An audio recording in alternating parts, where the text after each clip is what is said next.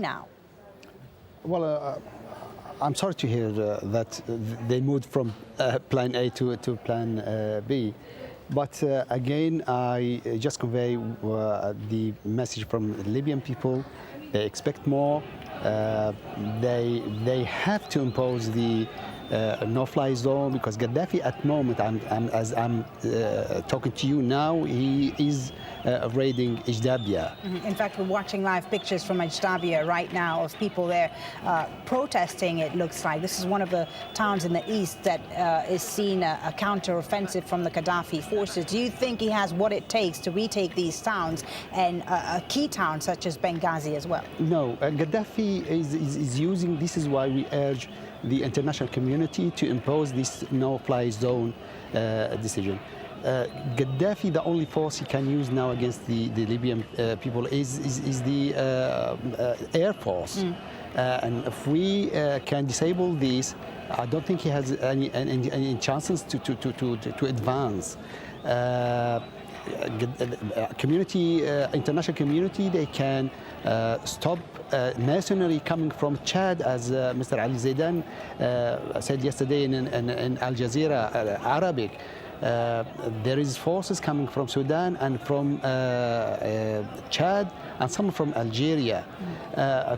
International community can do more to stop this until they impose the no-fly zone. There was some suggestion that the international community could also perhaps provide arms to the anti-Gaddafi forces. Would that help, you think? I don't know. I'm not a military expert, and I don't have enough information to say yes or no. This is entirely to the people who is in the field. But any help, we could do with any help. So who do you think, whose side is the momentum on right now? As we hear of Gaddafi trying to retake the east, do you think the momentum is still on the side of the anti-government protesters, or is Gaddafi slowly regaining the upper hand? 100%. It's in the revolutionary side. And you know, the war is not just armaments war. It's rumors and on all this. It takes all this. And Gaddafi is using all what he's got. He spread rumors to uplift his soldiers' morals. What does he have left, in fact, I was going to ask you? We've seen a number of defections from the army, even people that were very close to him defecting. Who are the Gaddafi loyalists today, and how long and what will it take, in your opinion, for them to also abandon him? We hope it won't take long for them to abandon him.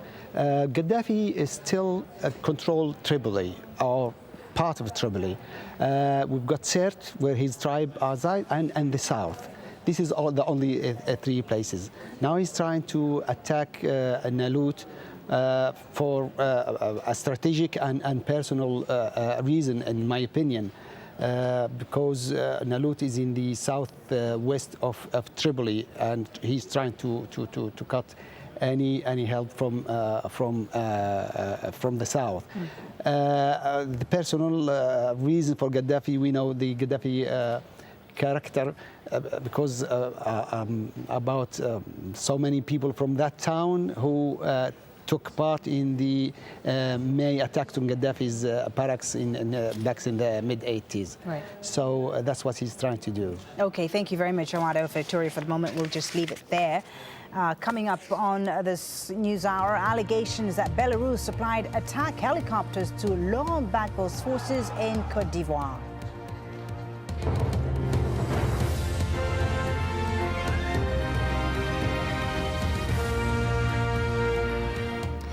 In other news, Pakistan's Taliban have claimed responsibility for the killing of the Minister of Minorities in Islamabad. Shahbaz Bhatti was gunned down as he left his home in the capital on his way to work. Taliban attackers sprayed his car with gunfire. Bhatti, who was a Christian, had been calling for reforms to the country's controversial blasphemy law. His death comes nearly 2 months after the governor of Punjab, Salman Taseer, was murdered by his bodyguard for opposing the same law. Let's get the latest now from AlJazeera's Kamal Haider, who joins us live from Islamabad. Kamal, so the Taliban claiming responsibility for the killing this morning. What's been the reaction? Well, the reaction has been widespread nation, from the government, from the private, from citizens at large. However, there are big question marks because Shahbaz Bhatti, a champion of the minority rights, had already requested for beefed up security. There were threats to his life, and particularly, as you mentioned, after Salman Taseer's assassination here in Islamabad, there was an expectation that Shahbaz Bhatti's security would be beefed up. That, of course, was not there. He was shot just meters away from his home as he came out of his driveway at about 11 o'clock in the morning. He was heading for a cabinet meeting. There was no security personnel with him except his driver. So he was a sitting duck to begin with. So what could have motivated this attack? Of course, the suggestion is that it's his opposition to the blasphemy law that could have been behind this. Is that the case? And if it is, I mean, are other politicians who are also opposed to this law concerned about their lives? Well, there have been concerns voiced as far as the safety of some of the people who were proposing those amendments, like Sherry Rahman. She was one of the she was, in fact, the Minister for Communication Information for the government earlier on. So she had tabled a bill in Parliament. She, of course, would be under threat. Earlier, the governor had been killed, as you mentioned.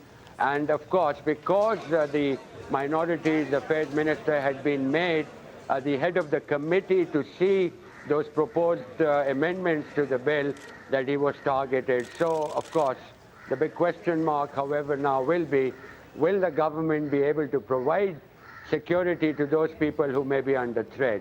Apparently, they did not provide security to the minister.